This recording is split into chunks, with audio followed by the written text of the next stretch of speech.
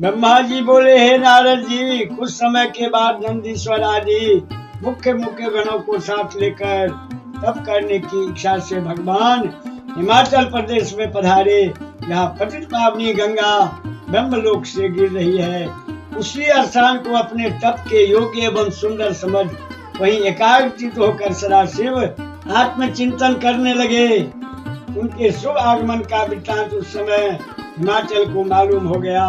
हिमाचल भगवान रुद्र के दर्शन के लिए वहां आया और आकर प्रणाम तथा पूजन किया। भगवान शंकर हिमालय से हंसते हुए कहने लगे, हिमाचल, मैं यहाँ तप करने की इच्छा से आया हूँ। मैं गंगा किनारे तप करना चाहता हूँ। आप इस प्रकार का प्रबंध कर दो कि कोई भी मेरे पास न आए, जिससे मेरी तपस्या में विघ्न न होने पाए।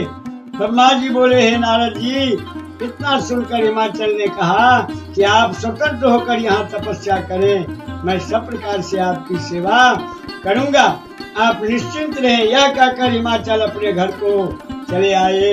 मैना को सब वृत्तांत सुना दिया और अपने सेवकों को बुलाकर कहा कि श्री गंगा जी के प्रकट होने के स्थान पर आज से कोई न जाए। मेरी आज्ञा न मानकर वहाँ चला गया तो मैं उसे बहुत कठिन दंड दूंगा। ब्रह्मा जी बोले, हे नारद जी, कुछ दिनों के बाद पुष्प फल आदि लेकर पार्वती को साथ लेकर हिमाचल भगवान रुद्र के पास पहुँचे। वहाँ जगत के स्वामी भगवान शंकर को प्रणाम करके पार्वती जी को भगवान शंकर के सम्मुख ले जाकर हिमाचल कहने लगी, हे भगवान, ये मेरी कन्या पार्वती है। यह आपकी सेवा करना चाहती है और आपका पूजन भी यह नित्य किया करती है। अब मैं इसे आपकी सेवा में लाया हूँ। कृपा करके इसे अपनी दासी जान सेवा में अंगीकार करें। यह सुनकर सदाशिव ने अपने नेत्र खोले और सामने संपूर्ण गुणों में युक्त सुंदर रंगों वाली उमा को देखा। तब हिमाचल से कहने लगे कि हे हिमाचल, यह कन्या चंद्रमा के समान रूपवती है। इसी कारण मैं इसका यहाँ आना पसंद नहीं करता, क्योंकि इस प्रकार की मायावी स्त्रियों के आने से तपस्वियों की तपस्या में विघ्न पड़ जाते हैं। तब हिमाचल ने इस प्रकार के निष्ठुर एवं इच्छा रहित सदाशिव के वचन सुनकर उसका मन अत्यंत व्याकुल एवं चिंतातुर हो गया। 10वां अध्याय संपूर्ण। 11वां अध्याय शिव पार्वती संवाद। भगवान शंकर के वचन सुनकर पार्वती जी बोली, हे योगीराज, आपने जो कुछ पिता से कहा है उसका मैं उत्तर स्वयं देती हूँ। हे अंतर्यामी, आपने एक महान तप करने का निश्चय किया है। ऐसा तप क्या शक्ति युक्त नहीं है? यही शक्ति तप सब कर्मों की प्रकृति मानी गई है। इसी से चराचर जगत की रचना पालन संहार हुआ करता है। आप थोड़ा विचार करें, यह प्रकृति क्या है और आप कौन हैं? यदि प्रकृति न हो तो शरीर तथा स्वरूप किस प्रकार है? इस प्रकार प्राणधारी सदा शक्ति का पूजन, ध्यान, बंधन आदि करें तो जगत का कर्म सदा चलता रहता है। यह सुनकर सदाशिव बोले, हे पार्वती जी, मैं तप द्वारा प्रकृति का नाश कर चुका हूँ। अब तत्व रूप में स्थित हूँ। साधु पुरुषों को प्रकृति का संग्रह करना उचित नहीं। तब इस प्रकार के वचन सुनकर लौकिक व्यवहार के अनुसार हंसकर श्री पार्वती जी कहने लगी, हे योगीराज, आप किस प्रकार की बात कर रहे हैं? थोड़ा विचार कर कहें। यदि आपने प्रकृति का नाश कर डाला है तो आप किस प्रकार विद्यमान हैं? संसार तो प्रकृति से बंधा हुआ है। उसी प्रकृति के द्वारा संसार के सभी कार्य सुनना, देखना आदि हुआ करता है। क्या आप प्रकृति का तत्व नहीं जान रहे हैं? मैं ही प्रकृति हूँ और आप पुरुष हो।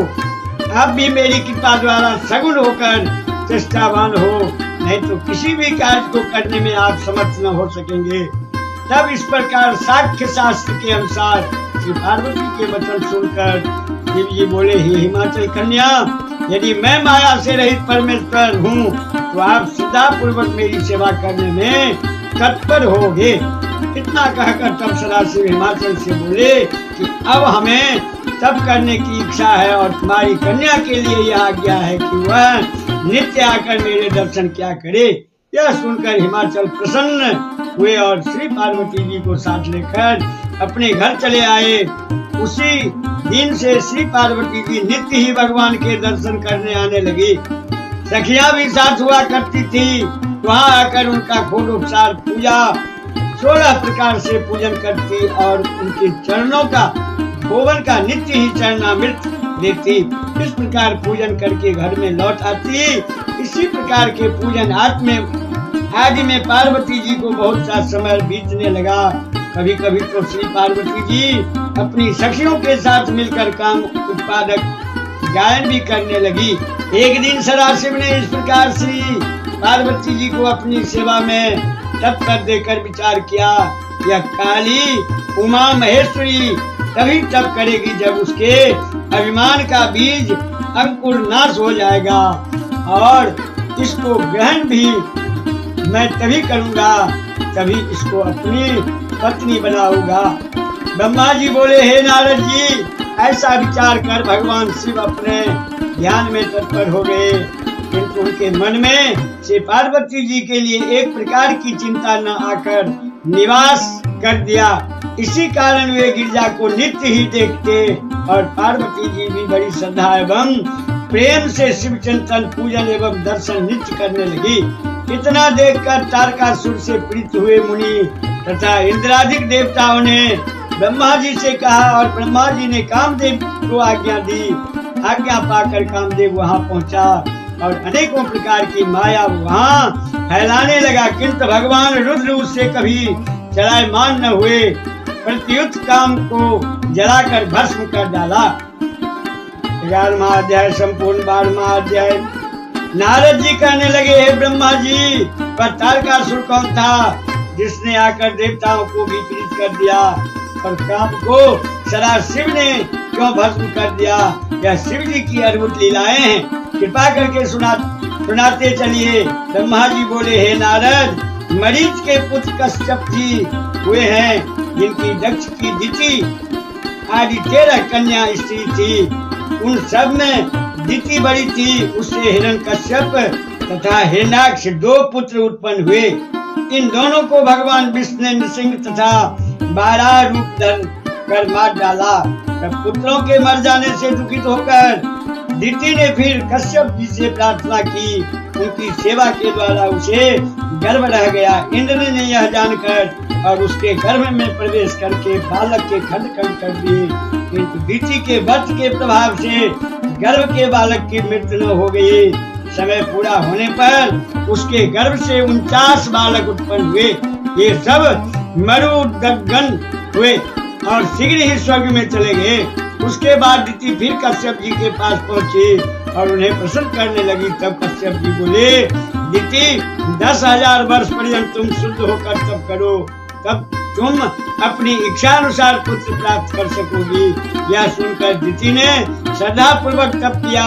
जब उसका तप पूर्ण हो गया तो पति के द्वारा फिर गर्भवती हुई और अब उसका अत्यंत पराक्रमी ब्रजांग नामक पुत्र उत्पन्न हुआ।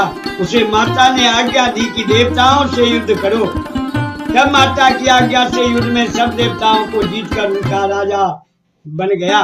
दिति ने देखा कि मेरा ही पुत्र राजा बन गया है और सभी देवता उसके अधीन हैं। ऐसा देखकर वे अपने मन में अतीव प्रसन्न हुए।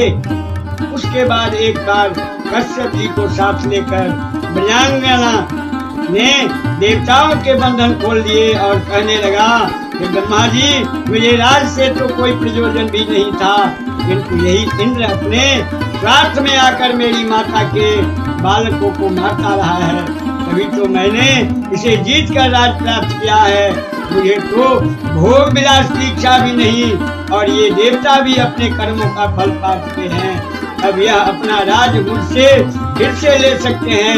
यह सब मैंने अपनी माता की आज्ञा से किया है। तो ब्रह्मा जी, आप मुझे सबका सार रूप तत्व का उपदेश करें, जिससे मुझे सुख प्राप्त हो।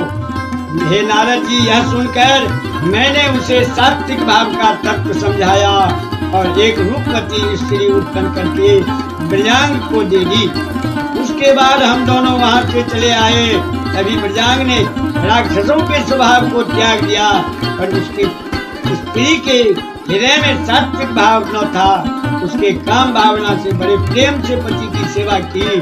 तब उसकी सेवा से प्रसन्न होकर बजरंग बोला, हे प्राण प्रिय, कहो तुम क्या चाहती हो। यह सुनकर वह स्त्री कहने लगी, हे मेरे पति देव, समान बलवान कोई न हो दूसरा, यह कि भगवान शंकर के बीज से जो बालक उत्पन्न हो उसी के ही चलाए हुए शस्त्र से मेरी मृत्यु हो और अन्य किसी प्रकार भी मेरी मृत्यु न हो, यह वरदान देने की कृपा करें। तब ब्रह्मा जी ने तथास्तु कह दिया, फिर अपने लोक में चले आए। तब तो वह तारक अत्यंत प्रसन्न हुआ कि अपने घर में लौट आया। उसके बाद ब्रह्मा जी की आज्ञा लेकर शुक्राचार्य ने दैत्यों को कहकर इसे राजा बना दिया। तब तो तारकासुर की उन्नति होने लगी। तीनों लोकों का राजा बनने की चाहना में सबको दंड देना शुरू कर दिया। देवताओं को भी पराजित करने लगा। इंद्र ने डरकर ऐरावत हाथी, अपना खजाना, सफेद रंग के 9 घोड़े दे दिए। ऋषियों ने डर के मारे कामधेनु एवं सूर्य ने, सर्वाक तथा अन्य देवता लोगों ने भी अपनी अपनी प्रिय वस्तुएं अनेकों दे दी। फिर उस दैत्यराज ने त्रिलोकी में से ढूंढ ढूंढ कर उत्तम उत्तम वस्तुएं निकाल ली। समुद्रों ने तो डर के मारे अमूल्य रत्न भी दे दिए। पृथ्वी इसकी प्रजा के हित परिश्रम के बिना ही अनेकों अन्य आदि उत्पन्न करने लग गए। सूर्य भी इसके भय से उतना तपने लगा जिससे कि किसी को कष्ट न हो। इसी प्रकार चंद्रमा, वायु, अग्नि सबके सब इसके अनुकूल हो गए।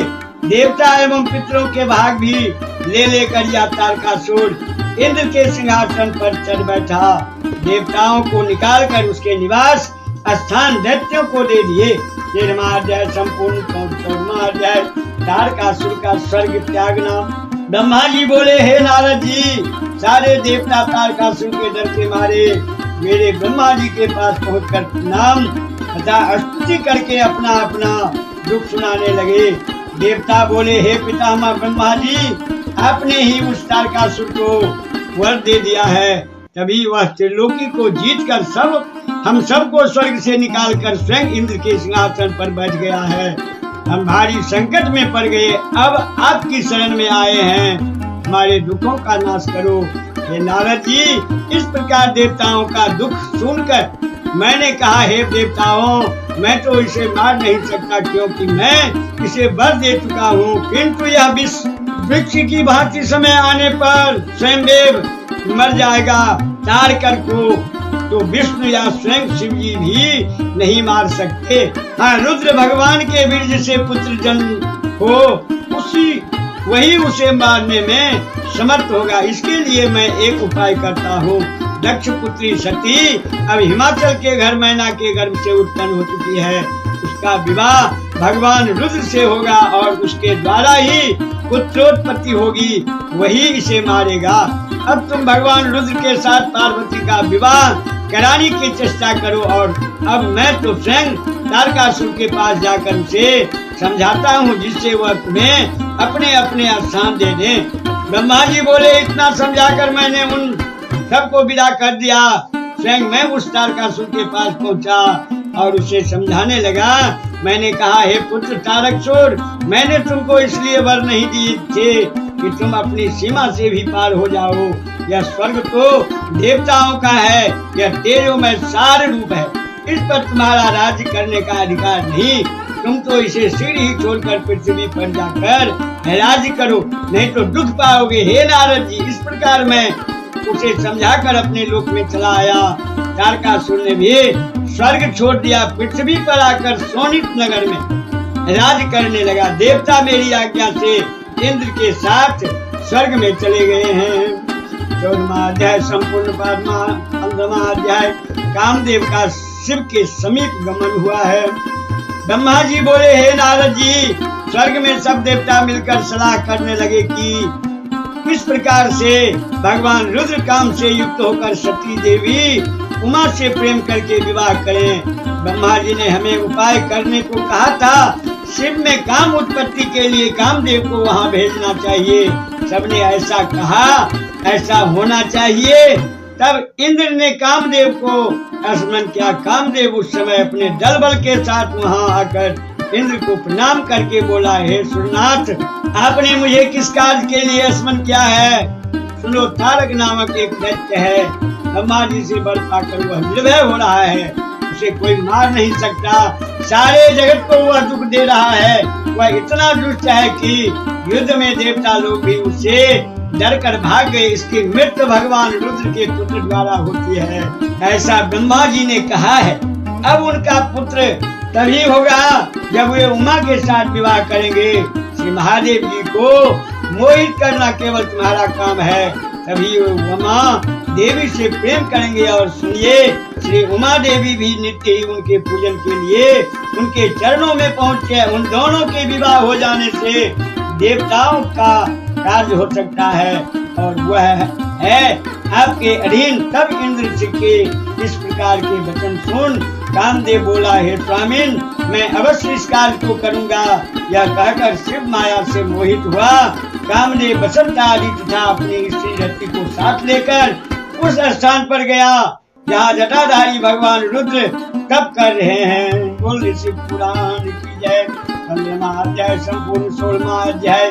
काम द्वारा शिव को मोहित करने का प्रयत्न किया। ब्रह्मा जी बोले, हे नारद, वहां जाकर कामदेव अपनी पत्नी माया फैलाने लगा। कामदेव अपनी माया फैलाने लगा। उसने वहां अनेकों वृक्षों को फल फलों से भर दिया। अतीब सुंदर वन उपवन लगा दिए। बसंत की बहार खिल गई। कोयले मधुर शब्द करने लगी।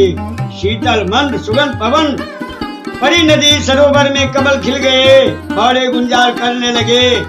वन के मुनियों के मन को भी दिगाने वाले इस प्रकार के और समय काम साधनों को देख भगवान शंकर आश्चर्य में पड़ गए और उससे भी कठिन तपस्या करने में तत्पर हो गए। कामदेव के बसंत बहार के साधन से कुछ बन न सका। तब उसने रति स्त्री के साथ 5 पुष्पबाण लेकर भगवान शिव के बाईं ओर चला दिए। तब संपूर्ण विश्व को मुग्ध कर देने वाले उन बाणों ने वहां पर भी अपना प्रभाव दिखाया। उसके बाद हाव भाव से मिले हुए श्रृंगार रस से भी शिव शरीर पर आक्रमण कर दिया, किंतु वे सबके सब शिव हृदय तक पहुंचने के लिए कहीं से भी मार्ग नहीं पा सके। प्रचंड अग्नि के समान तीसरे नेत्र को धारण किए ध्यान मग्न भगवान रुद्र को कौन मोहित कर सकता है? हे नारद जी, ठीक उसी समय जगत जननी उमा भी धूप दीप आदि लेकर वहां पूजन करने के लिए आई। परम सुगंधित पुष्पों को लेकर सखियां भी साथ थे। उस समय शिव जी ध्यान से मुक्त हुए थे। तब कामदेव को अवसर मिल गया। सदा शिव पर बाण चलाकर उन्हें मोहित करने लगा। उस समय जगत जननी भी श्रृंगार करके आई थी। वह भी मानो कामदेव की सहायक हो रही है। तब कामदेव ने धनुष पर पुष्प बाण संधान करके महादेव पर छोड़ दिया। तब सदाशिव सकाम हो गए।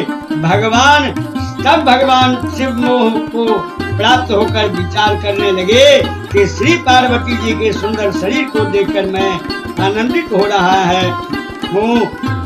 यदि मैं इन्हें आलिंगन ही कर लूं तो न मालूम कितना आनंद प्राप्त होगा। इस प्रकार कुछ समय तक आप विचारते रहे। फिर उनको ज्ञान हुआ। तब कहने लगे, अरे यह मैं निर्विकार होकर भी काम से विकार पा मोहित हो गया। यदि मैं ईश्वर होते हुए भी स्त्री के अंगों का स्पर्श कर बैठा तो साधारण मनुष्यों की क्या गति होगी। तब करते करते यह नया विघ्न आकर खड़ा हो गया। कामदेव महाकुकर्मी निकला, जिससे मेरे मन में भी विकार पैदा कर दिया। 16वां अध्याय संपूर्ण 17वां अध्याय। कामदेव का भस्म होना। ब्रह्मा जी बोले, हे नारद जी, अपनी अद्भुत दशा देखकर सदाशिव काम पीड़ित होकर इधर उधर देखने लगे। तब दिशाएं भी कांप गई। तब अपने बाईं तरफ पुष्प धनुष ताने काम को बैठा हुआ देख लिया, जो शिव पर दोबारा बाण छोड़ने के लिए प्रयत्न कर रहा था। उसे देखते ही रुद्रदेव क्रोध में आ गए। शिव के तेज को देखकर काम कांपने लगा और साथ में मृत्युंजय भगवान शंकर का हाथ जोड़कर ध्यान करने लगा।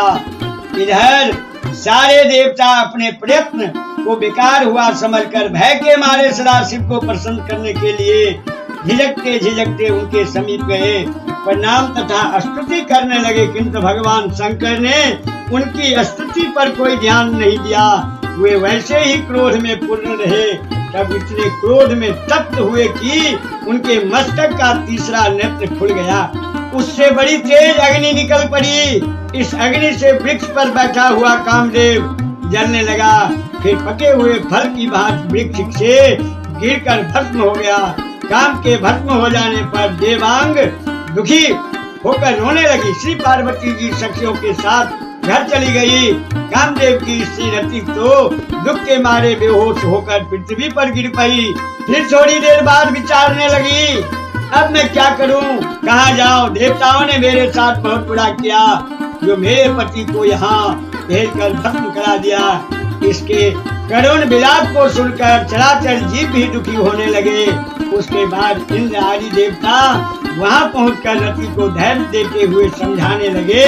बोले, हे देवी, यह संसार दुखों की कान है। कोई भी किसी को दुख नहीं दे सकता। सब कोई अपने कर्मों का फल भोग रहे हैं। हे रति देवी, धैर्य धारण करो। शोक करने से क्या होगा? अब तुम धैर्य धारण करके अपने पति की थोड़ी भस्म लेकर अपने पास यत्न पूर्वक रख लो। शिव कृपा से तुम्हारा पति देव फिर जीवित हो जाएगा और तुम्हें अवश्य मिलेगा। ब्रह्मा जी बोले, हे नारद जी, इस प्रकार रति को धैर्य देकर देवता लोग भगवान शंकर के निकट पहुँचे। उन्हें प्रणाम तथा स्तुति द्वारा प्रसन्न करके बोले, हे प्रभु, यह काम कोई अपने स्वार्थ के लिए काम नहीं कर रहा था, वह संपूर्ण देवताओं का कार्य था। दैत्य तारकासुर संपूर्ण देवताओं को अतीव पीड़ित कर रहा है।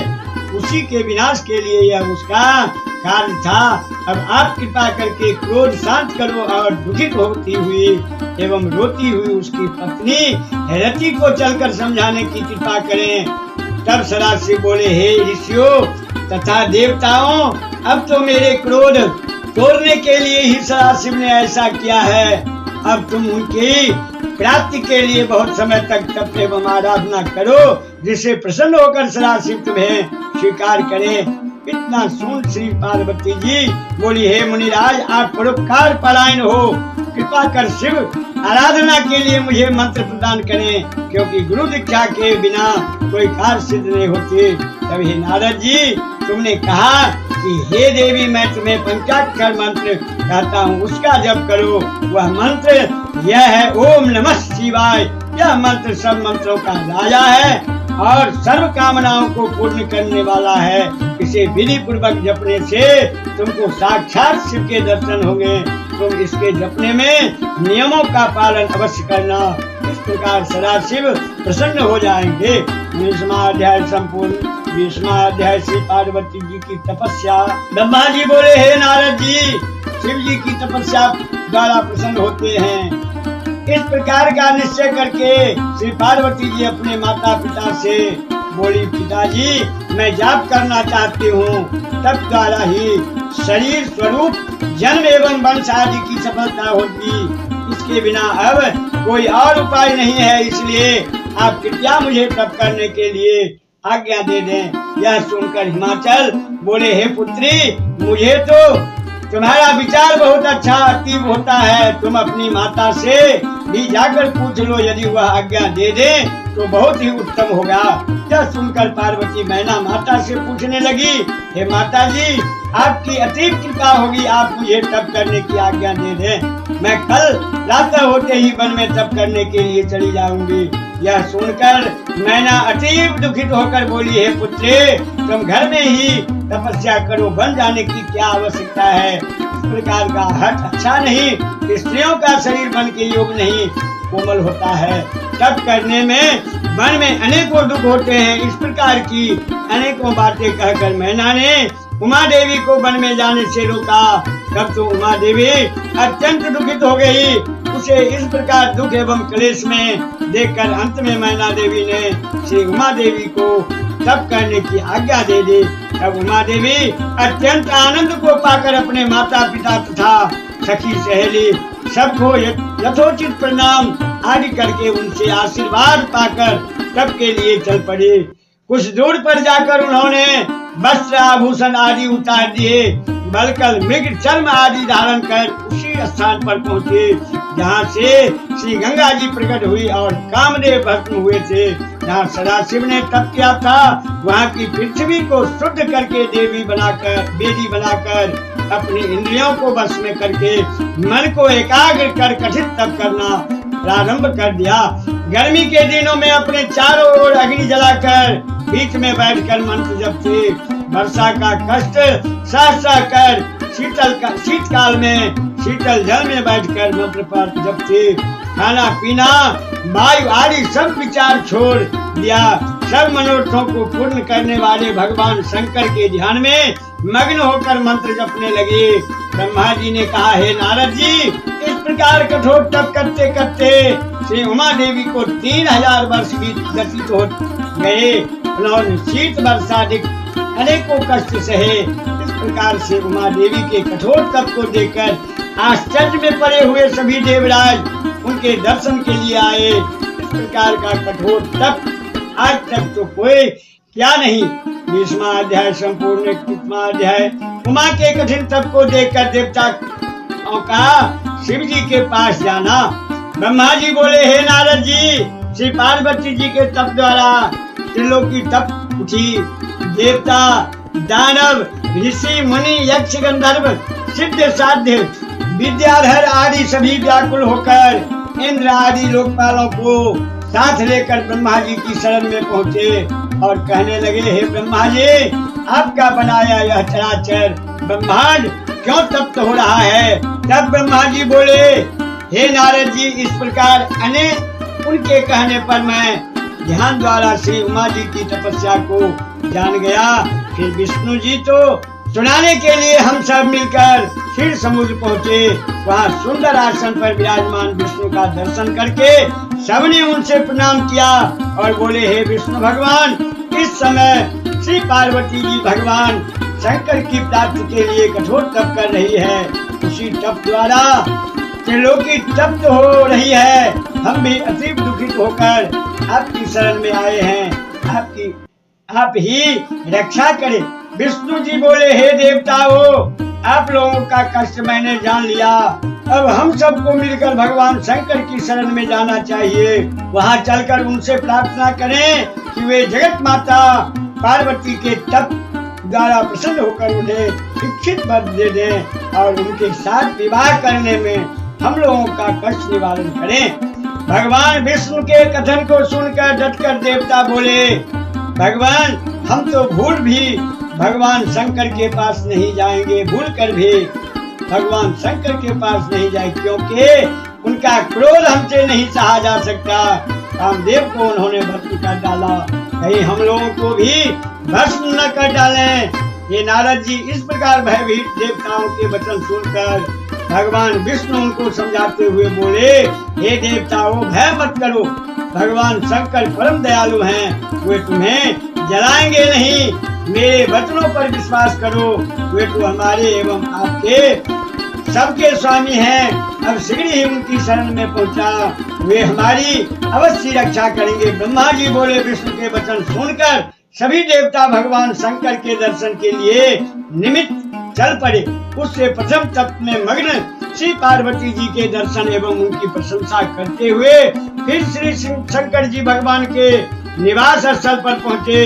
दूर से ही भगवान शंकर के दर्शन करके भयभीत देवताओं ने पहले नारद जी को उनके पास भेजा। नारद जी तो निर्भय होकर शंकर के पास गए और वहाँ उन्हें परम आनंद में विराजमान देखकर देवताओं को बुलाने के लिए लौट आए। फिर सब देवताओं को साथ लेकर भगवान महादेव जी के पास पहुँचे। जाकर शिव जी को प्रसन्न किया। फिर उन्हें आनंद के साथ अपने आसन पर विराजमान देखकर विष्णु आदि देवता उनके चरणों में बारंबार प्रणाम करें।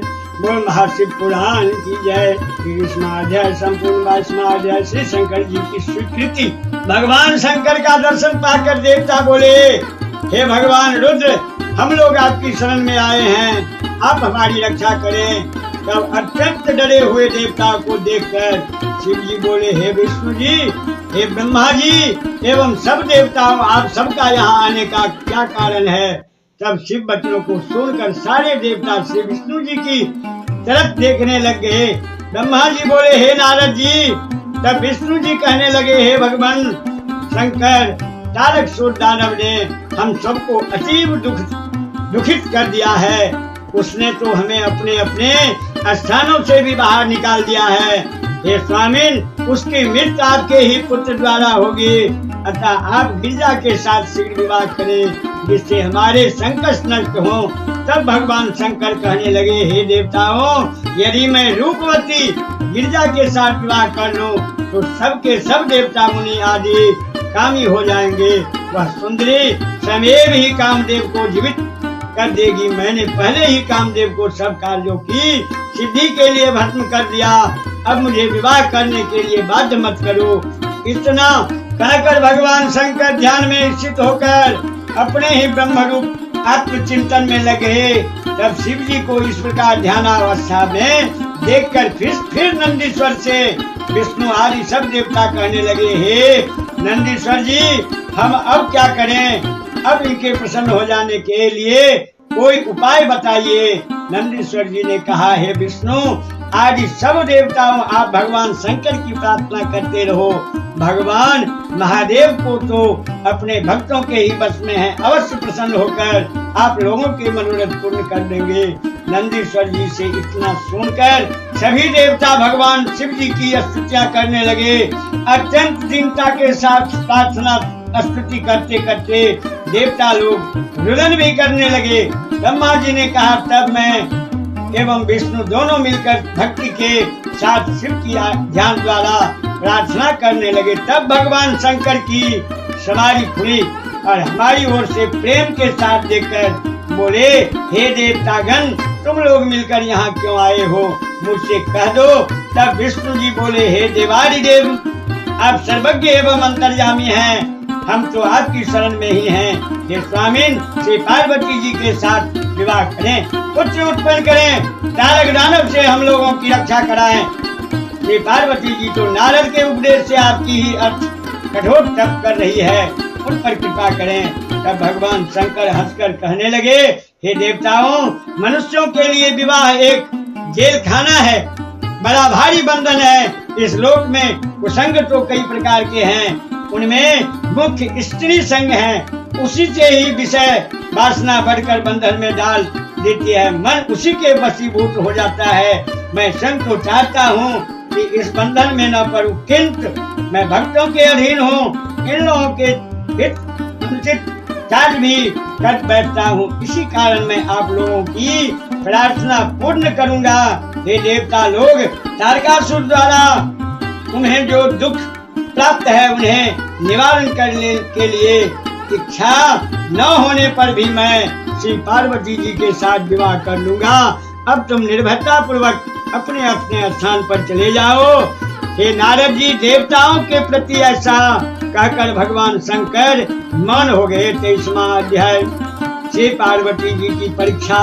ब्रह्मा जी बोले, हे नारद जी, जब विष्णु आदि समस्त देवगण चले गए, वशिष्ठ आदि सप्त ऋषियों का स्मरण किया। स्मरण करते ही सातों ऋषि सदाशिव के पास आ गए।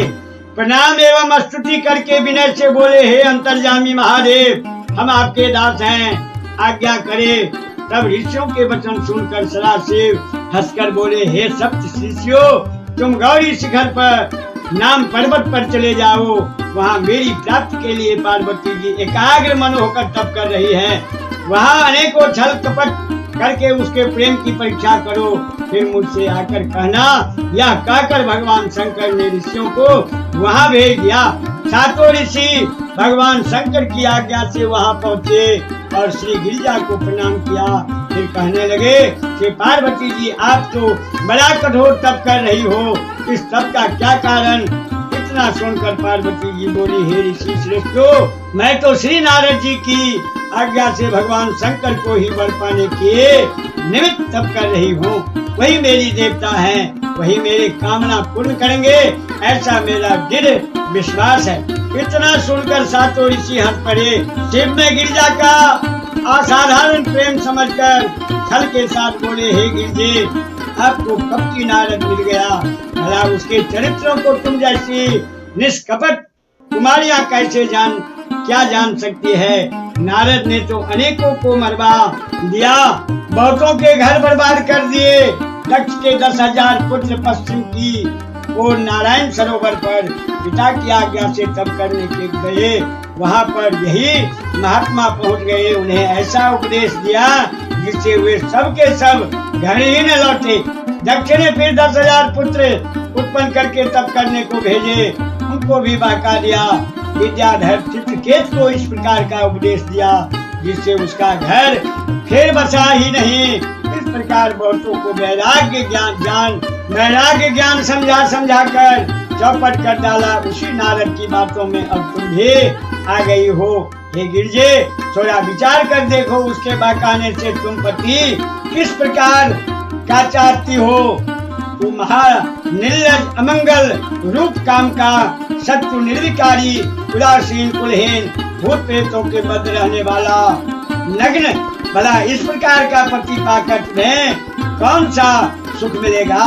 इसी शिव ने परम गुणवती दक्ष पुत्री सती के साथ विवाह किया था। उस बिचारी को कौन सा सुख दिया? आखिर पिता के घर जाकर इसी दुख के कारण उसने अपना शरीर जला दिया। वह अकेला रहने वाली किसी भी स्त्री के साथ नहीं रह सकता। हे गिरजे, इन्हें बातों का विचार करके तुम इस हट को छोड़ो, तब छोड़कर घर चली जाओ। हम तुम्हारा वैकुंठ के स्वामी लक्ष्मी पति एवं सर्व सुंदर विष्णु भगवान के साथ विवाह करा देंगे, जिससे तुम सुखी हो जाओगे। ब्रह्मा जी बोले, हे नारद जी, जब इस प्रकार से मुनियों ने कहा तब हंसकर पार्वती जी कहने लगी, हे मुनीश्वरगण, आप जो कुछ कह रहे हैं सत्य है। मैं अपने दृढ़ विश्वास को नहीं त्याग सकती। पर्वत पुत्री होने के कारण मैं तब से घबराती नहीं हूँ। देव ऋषि नारद जी ने तो मेरा परम हित किया है। वे मेरे परम गुरुदेव हैं। मैं उनको किस प्रकार त्याग सकती हूँ? हे मुनीश्वरों, आपने गुण के स्थान विष्णु श्रेष्ठ तथा शिव को गुण रहित कहा है, किंतु सदा शिव तो भक्तों के लिए अवतार धारण किया है करते हैं, दुनिया को प्रभुता दिलाने के लिए नहीं। इस कारण तो हर एक आदमी अपने धर्म, जाति एवं कुलीन आदि से उन्हें पा सकता है। मुझे तो मेरे गुरु ने अति कृपा करके उत्तम मार्ग दिखा दिया, जिससे मैं शिव के परम तत्व को जान गई हूँ। हे ऋषि वृंद, यदि भगवान शिव के साथ विवाह न हुआ तो क्या चिंता, मैं अविवाहित रहकर ही उन्हीं का भजन ध्यान क्या करूंगी। संसार के सभी पदार्थ भले ही अपना धर्म छोड़ दे, सूर्य इधर का उधर से भी उदय हो जाए, किंतु मेरी प्रतिज्ञा अटल रहेगी। इतना कहकर ये नारद जी श्री पार्वती जी चुप हो गए। सप्त ऋषि उसका दृढ़ संकल्प देखकर आशीर्वाद देने लगे। फिर प्रणाम करके भगवान शिव के पास लौट आए हैं। 23वां विश्राम संपूर्ण। 24वां अध्याय शिव जी द्वारा पार्वती की परीक्षा। ब्रह्मा जी बोले, हे नारद जी, सप्त ऋषियों के ने आकर पार्वती जी का संपूर्ण वृत्तांत सुना दिया। फिर वे अपने लोक में चले गए। इसके बाद स्वयं महादेव जी दंडी ब्राह्मण का रूप धारण कर श्री पार्वती जी के पास आए।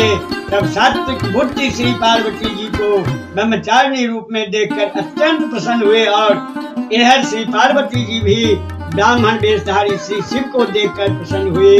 तब ब्राह्मण भक्ति में आकर उनका फल फूलों की भेंट से पूजन सत्कार करने लगी और बोली, हे विप्रवर, आप कहाँ से पधार रहे हैं? आपके दर्शन से मेरे मन में विकास हो रहा है। आप कौन हैं? यह सुनकर ब्राह्मण बोला, हे तपस्विनी, मैं भी एक तपस्वी हूँ, यहाँ कहीं अपनी इच्छा अनुसार घुमा करता हूँ। हे देवी, आप कौन हैं? किसकी कन्या हैं एवं किस लिए तप कर रही हैं? तुम तो युवती हो, पति के बिना इस प्रकार वन में निवास करके कठिन तप क्यों कर रही हो? इतना सुनकर श्री पार्वती जी बोले, हे ब्राह्मण देवता, मैं हिमाचल की कन्या हूँ। मैं ही अपने पूर्व जन्म में दक्ष पुत्री सती थी। अपने पिता द्वारा पति का अपमान न सहकर तभी योग द्वारा अपने शरीर को त्याग दिया। अब इस जन्म में मैं पार्वती हूँ, इस जन्म में भी कामदेव को भस्म करके शिव मुझे त्याग कर कहीं चले गए। तब उनके विरह ताप में स्वर्ण नदी पर आई और वहाँ बहुत समय तक तप करती रहे, किंतु फिर भी मैं अपने प्राणनाथ को न पा सकी। अब मैंने अपना प्रयत्न और सफल होता देख अग्नि में जलकर मरना ही श्रेष्ठ समझता था, किंतु आपको आया देखकर मैं क्षण भर में रुक गई हूँ। अब आप पधारे हैं, अग्नि में मैं प्रवेश करूंगी। ब्रह्मा जी बोले, हे नारद जी, इस प्रकार कहकर उनके देखते देखते ही श्री पार्वती जी अग्नि में प्रवेश कर गई, किंतु पार्वती जी के अग्नि में प्रवेश करते ही अग्नि चंदन के समान ठंडी हो गई। यह देखकर ब्राह्मण बोले, हे देवी जी, तुम्हें तो अग्नि भी नहीं जला सकती। हे भगवती, अब आप अपना मनोरथ मुझसे कहें। 24वां अध्याय संपूर्ण 25वां अध्याय शिव पार्वती संवाद है। इस प्रकार सुनकर पार्वती जी बोले, हे ब्राह्मण देवता, मैं मन कर्म वाणी द्वारा ही भगवान शंकर को पति बनाने का निश्चय कर चुकी हूँ। मैं जानती हूँ यह कठिन है, फिर भी मेरा उत्साह भंग नहीं हुआ। तभी तक तप करने में मेरा मन जुड़ रहा है। इतना सुनकर ब्राह्मण बोले, हे देवी जी, तुम श्री महादेव जी को चाहती हो। उन्हें गुरु कृपा द्वारा मैं भली भांति जानता हूँ। वे बैल पर चलने वाले वृषभ ध्वज हैं, भस्म जटाधारी हैं, भूत पिशाचों के मध्य में रहते हैं। इस प्रकार के महादेव जी को न मालूम क्यों तुम अपना पति बनाना चाहती हो। कुछ विचार भी किया है कि नहीं? न मालूम तुम्हारी समझ कहाँ चली गई। इससे प्रथम दक्ष कन्या ने भी प्रारब्ध वश शिव को भी पति बनाया था। उसके पिता इससे चिढ़ गए थे। अपने यज्ञ में इसी कारण न अपनी कन्या को तथा न कन्या के पति को उसने बुलाया। तब तो सती क्रोध में आ गई। इधर उसे पति ने भी त्याग दिया था, तभी तो सती ने योगाग्नि द्वारा अपने शरीर को जला दिया। भला उसे कौन सा सुख मिला? हे पार्वती, तुम भूल रही हो, तुम तो सुंदरी हो। तुम्हें तो चाहिए कि इंद्र विष्णु आदि किसी भी रूप तथा गुणवान को चुन लो। उन्हें त्याग कर फिर शिव को पति बनाना मैं तो अनुचित समझता हूँ। यदि आप सोना चांदी आदि रत्न चाहे तो वे उनके पास कहाँ, बस तक उनके पास नहीं। इसलिए वे स्वयं दिगंबर रहते हैं। चलने के लिए उनके पास केवल एक बूढ़ा सा बैल है, और है क्या वह बर के योग कोई भी उनमें गुण नहीं। ब्रह्मा जी बोले, हे नारद जी, इस प्रकार शिव की निंदा करने वाले उस ब्राह्मण पर तब तो श्री पार्वती जी अत्यंत क्रुद्ध हो गई। 25वां अध्याय संपूर्ण 26वां अध्याय पार्वती को शिव दर्शन। श्री पार्वती जी बोले, हे विप्रवर, इस प्रकार के शिव के दोष कहकर तो पहले सप्त ऋषि भी यहाँ से थक कर चले गए। अब तुम भी सुना रहे हो कि शंकर ने विश्व को अपनी श्वासों के द्वारा ही वेद पढ़ा दिए। उनके समान विद्वान ही कौन हो सकता? जो चराचर जगत के पिता हैं, उनकी आयु का आपको अनुमान ही कैसे हो? उनके भक्त जन मित्र को जीत लेते हैं। ब्रह्मा विष्णु इंद्र आदि सभी देवता इन्हीं की रक्षा द्वारा अपने लोक में सुख पा रहे हैं। आठों सिद्धियां सब समय इनके चरणों में सिर झुकाकर खड़ी रहती है। शिव की महिमा कहीं भी नहीं जा सकती। सर्व समर्थ शिव की निंदा करने वालों को तो कहीं स्थान नहीं मिल सकता। उनके सब पुण्य नष्ट हो जाते हैं। अतएव आपको शिव निंदा नहीं करनी चाहिए। अब तो मैं आपकी पूजा कर चुकी हूँ, अतः इस अपराध को क्षमा कर देती हूँ। आगे भूल कर भी निंदा न करना। ब्रह्मा जी बोले, हे नारद जी, श्री पार्वती जी ऐसा कहकर चुप हो गए और श्री महादेव जी के ध्यान में लग गई। तब विप्र वेशधारी भगवान शंकर ने कुछ कहना चाहा। तब तो क्रोधावेश में आकर पार्वती जी ने अपनी सखी विजया से कहा, इस नीच ब्राह्मण को यहाँ से शीघ्र निकाल दो, यह शिव निंदा फिर से कहने लग जाएगा। शिव निंदा सुनने वाले भी पाप के भागी होते हैं, फिर निंदक तो मार देने योग्य हैं। यदि शिव निंदक ब्राह्मण तो हो तो उसे त्याग देना चाहिए। यदि ऐसा न हो सके तो वो स्थान को शिव भक्त स्वयं त्याग दें। अतः हम भी इस स्थान को छोड़कर के दूसरे स्थान पर चली जाती हूँ।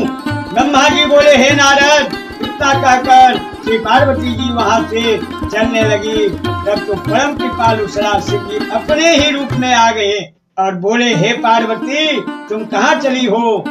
मैंने तो तुम्हें त्यागा नहीं, अब तुम ही मुझे त्याग रही हो। मैं तो तुम पर अतीव प्रसन्न हूँ, वर मांगो। तुमने तो तपोबल एवं भक्ति द्वारा मुझे अपने अधीन कर लिया है। हे प्राणेश्वरी, तुम तो अनादिकाल से ही मेरी पत्नी हो। अब लज्जा किस बात की? मैंने तुम्हारी अनेकों प्रकार से परीक्षाएं की हैं। तुम्हारे समान तो त्रिलोकी भर में भी कोई तपस्या करने वाली नहीं। मैं तुम्हारे ही वश में हूँ। भगवान शंकर के वचन सुनकर पार्वती जी अतीव प्रसन्न हुए। 26वां अध्याय संपूर्ण। 27वां अध्याय शिव पार्वती में संवाद। प्रसन्न होकर गिरिजा बोली, हे प्राणनाथ, क्या आपने मुझे बुला दिया? अब यदि आप प्रसन्न हैं तो मेरे पति बनने की कृपा करें। अब मैं पिता के पास जाकर यह सब प्रसन्नता का वृत्तांत सुनाए देती हूँ और आप भी भिक्षुक बनकर मेरे पिता से मेरी याचना करो, जिससे वे आपके साथ मेरा विवाह कर दें। यह सुनकर सदाशिव बोले, हे देवी, जैसा आप उचित समझो मैं वैसे ही यह मंगल कार्य करने को तैयार हूँ। श्री पार्वती जी बोली कि आप श्री हिमाचल जी को जाकर कहें, मुझे अपनी कन्या का सौभाग्य दो और कन्यादान करके पुण्य के भागी बनो। ब्रह्मा जी बोले, हे नारद जी, श्री पार्वती जी इस तरह उनसे प्रार्थना करके और नमस्कार करके चुप हो गए। हे भगवान शंकर जी ने नंदीश्वर आदि मुख्य गणों को यह संपूर्ण वृत्तांत जाकर सुनाया। वे भी सुनकर अत्यंत प्रसन्न हुए। 27वां अध्याय संपूर्ण। 28वां अध्याय शिव द्वारा पार्वती याचना। ब्रह्मा जी बोले, हे नारद जी, उसके बाद सफलता पाकर भी पार्वती जी अपने माता पिता के घर को चल पड़ी। तब तो हिमाचल और मैना भी श्री पार्वती का शुभ आगमन सुनकर अपने पुरोहित संबंधी मित्र आदिकों को साथ में लेकर विमान पर चढ़कर नगर के बाहर भी श्री पार्वती जी के दर्शन के लिए आए। यह सुनकर पुर के निवासी भी आ पहुँचे, जय जयकार करने लगे। राजमार्ग में स्त्रियां मंगल कलश लेकर नाचने लगी। सौभाग्यवती नारियां हाथों में दीपक सजाकर मंगल गीत गाने लगी। ब्राह्मण स्वस्ति वाचन करते हुए वेद ध्वनि करने लगे। शंख आदि अनेकों बाजे बजने लगे। श्री पार्वती जी पधारी अपने माता पिता को प्रणाम किया। उन दोनों ने कंठ से लगाकर आशीर्वाद दिए। श्री पार्वती जी को अतीब हर्ष के साथ नगर में माता पिता ले चले। नगर में पहुंचकर अत्यंत प्रसन्न होकर निवासी श्री पार्वती जी की प्रशंसा करने लगे। इसके बाद सबकी प्रसन्नता के लिए हिमाचल श्री गंगा जी पर स्नान करने के लिए चले गए। उसी समय भगवान शंकर की नट रूप धारण करके डमरू आदि बजाते तथा नाचते हुए मैना के समीप आकर नाचने लगे, जिसे सुनकर एवं देखकर नगर निवासी और मैना तो मोहित हो गई। श्री पार्वती जी भी उनका त्रिशूल आदि चिन्ह देखकर अपनी सुध बुध भूल गई। तब मैना स्वर्ण पात्र में रत्न आदि भरकर उन्हें भिक्षा देने लगे। भिक्षुक रुद्रदेव यह देखकर बोले, यदि आप प्रसन्न हो गई तो हे अपनी कन्या का दान मुझे कर दो, इस भिक्षा की मुझे जरूरत नहीं। ऐसा कहकर फिर नृत्य करने लगे। इतना सुनकर मैना क्रोध में आ गई और उन्हें बाहर निकालने के लिए तत्पर हो गए। तब तक हिमाचल भी गंगा स्नान करके लौट पड़े अपने आंगन में। भिक्षुक को देखकर मैना से सारा वृत्तांत भी सुना। तब तो हिमाचल भी क्रोध करके नौकरों से बोले, इस नट को शीघ्र ही बाहर निकाल दो। नौकरों ने उन्हें अग्नि के समान तेजस्वी देखा। वे सदाशिव को छू भी न सके। तब सदाशिव ने अपने तेज से विष्णु आदि स्वरूप दिखाए। उन्हें देखकर हिमाचल भी अत्यंत आश्चर्य में आ गए। फिर भगवान रुद्र ने श्री पार्वती जी के साथ हिमाचल को अपना महाअद्भुत रूप दिखाया। फिर पार्वती जी की याचना करने लगे, किंतु शिव माया से मोहित हो हिमाचल ने उनके वचन नहीं माने, तब तो भगवान शंकर अंतर्ध्यान हो गए। उसके बाद ही मैना तथा हिमाचल को समझ आ गई, अरे यह तो स्वयं भगवान शिव ही थे जो स्वयं पधार कर कन्या की भिक्षा मांगने आए थे। हमने क्या किया, सदाशिव को विमुख होकर लौटा दिया। 28वां अध्याय संपूर्ण 29वां अध्याय शिव माया का वर्णन है। ब्रह्मा जी बोले, हे नारद जी, श्री पार्वती की सदाशिव में काम रहित भक्ति देखकर इंद्रादिक देवता विचार करने लगे, हिमाचल अपनी कन्या का दान करके तो दुर्लभ मोक्ष पद को प्राप्त कर लेगा और पृथ्वी का भी त्याग कर देगा, तब तो पृथ्वी रत्नों से निश्चित खाली हो जाएगी। हिमाचल तो दिव्य रूप होकर शिवलोक गामी होगा, तब तो अच्छा नहीं। इस प्रकार आपस में विचार करते करते सब देवता गुरु बृहस्पति जी के पास गए। उन्हें जाकर संपूर्ण वृत्तांत सुनाया और कहा कि आप अति शीघ्र हिमाचल के पास पहुंचकर शिव निंदा करो, जिससे वह अपनी कन्या शंकर को न देकर और किसी को दे देवे। इस प्रकार बृहस्पति जी ने शिव जी का स्मरण करके कहा, हे देवताओं, तुम लोग महास्वार्थी हो, अपने स्वार्थ में आकर मुझसे शिव निंदा कराते हो। क्या मैं ये नरकगामी हूँ? तुम स्वयं ही वहां क्यों नहीं पहुंच जाते, जिससे तुम्हारे मनोरथ सिद्ध हो जाए। सप्त ऋषि अथवा ब्रह्मा जी के ही पास जाकर अपना दुख सुनाओ, वे ही तुम्हारे संकट काटेंगे। ब्रह्मा जी बोले, हे नारद जी, तब सारे देवता मेरे पास आ गए और मुझे सारा वृत्तांत सुनाया। तब मैंने कहा, हे देवताओं, मैं भगवान शंकर की निंदा नहीं करूंगा, क्योंकि वह निंदा सुख शांति का नाश करके संकटों में डाल देते। तुम स्वयं भगवान शिव के पास पहुंचकर उन्हें प्रसन्न करो, वे स्वयं ही अपनी निंदा जाकर आप करेंगे। तब ब्रह्मा जी बोले, इस प्रकार मेरे कथन को सुनकर देवता कैलाश पर पहुंचे। वहां शिव जी का दर्शन कर उन्हें नमस्कार किया और स्तुति करने लगे। स्तुति करके देवता बोले, हे शंभो, हम आपकी शरण में आए हैं, आपको बार बार नमस्कार है। इस प्रकार प्रार्थना करके देवताओं ने सदाशिव को अपना कष्ट सुनाया। देवताओं के कथन को सुनकर सदाशिव ने उनकी बात मान ले। देवता भी अपने अपने लोकों में भगवान शंकर को प्रसन्न कर चले गए। उनके बाद शंकर हाथ में छाता तथा दंड लेकर सुंदर सुंदर वस्त्र धारण करके हाथ में शालिग्राम धारण किए, साधुओं जैसा रूप बनाकर हरि हरि बोलते हुए हिमाचल की सभा में पधारे। उस समय हिमाचल बंधु वर्गों के साथ तथा पार्वती के साथ सभा में बैठे हुए थे। साधु रूपधारी रुद्र को देखकर हिमाचल सिंहासन से उठ खड़े हुए, भक्ति पूर्वक बार बार उन्हें प्रणाम किया। श्री पार्वती जी ने तो साधु वेशधारी रुद्र भगवान को पहचान लिया, उन्होंने भी भक्ति के साथ प्रणाम किया।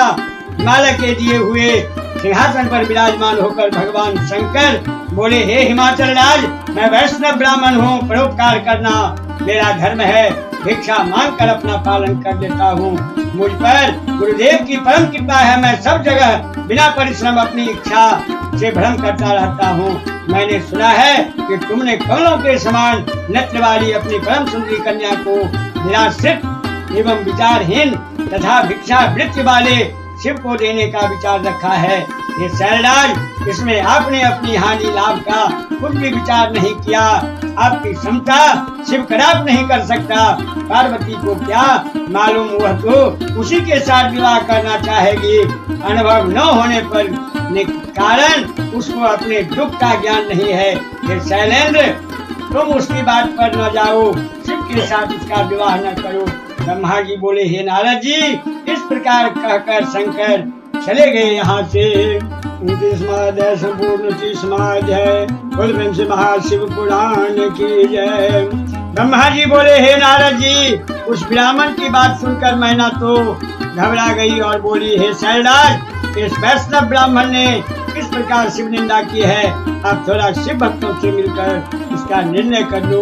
यदि ऐसा ही हो तो पार्वती को क्रूप शिव के साथ न सौंपा जाए, नहीं तो मैं विष खा लूंगी। मुझे अपने प्राण प्यारे नहीं और अपनी पार्वती को समुद्र में धकेल दूंगी, किंतु शिव को नहीं दूंगी। इस प्रकार कहते कहते मैना रोने लगी। इधर श्री महादेव जी ने कैलाश पर पहुंचकर सप्त ऋषियों को स्मरण किया। सप्त ऋषि कल्प वृक्ष की भांति शीघ्र ही वहां पहुंच गए। तब उन्होंने कहा, हे प्रभु आज्ञा करो, हम आपकी क्या सेवा करें। उस समय सिद्धमूर्ति अरुंधति भी साथ में थे। सदाशिव उनकी प्रार्थना सुनकर बोले, हे ऋषियों, पापी तारक सूर्य देवताओं को अत्यंत पीड़ा पहुंचा रहा है। ब्रह्मा जी उसे वर दे चुके हैं और पार्वती जी ने भी मुझे पाने के लिए बहुत तपस्या की है। उनकी इच्छा अनुसार वर देना मेरा कर्तव्य। इन बातों से मैं पार्वती जी के साथ विवाह करना चाहता हूँ। इससे पूर्व में मैं भिक्षु का रूप धारण कर हिमाचल के पास गया। उन्होंने मुझे परब्रह्म जाना और अपनी कन्या देने के लिए वे तैयार हो गए। उसके बाद देवताओं की प्रार्थना करने पर फिर मैं ब्राह्मण का रूप धारण कर हिमाचल के पास गया। मैंने अपनी निंदा आप ही कर डाली, जिससे वे मुझसे घृणा करने लगे। अब मेरे साथ पार्वती का विवाह नहीं करना चाहते। इसी कारण तुम लोग शीघ्रता पूर्वक उन लोगों के पास जाओ, हिमाचल एवं मैना को समझा कर आओ, जिससे वे मेरे साथ पार्वती जी का विवाह कर दे। इससे पार्वती जी को दिया हुआ मेरा वह वर असत्य नहीं होगा। यह सुनकर मुनिगण अत्यंत प्रसन्नता के साथ हाथ जोड़कर चल पड़ दिए।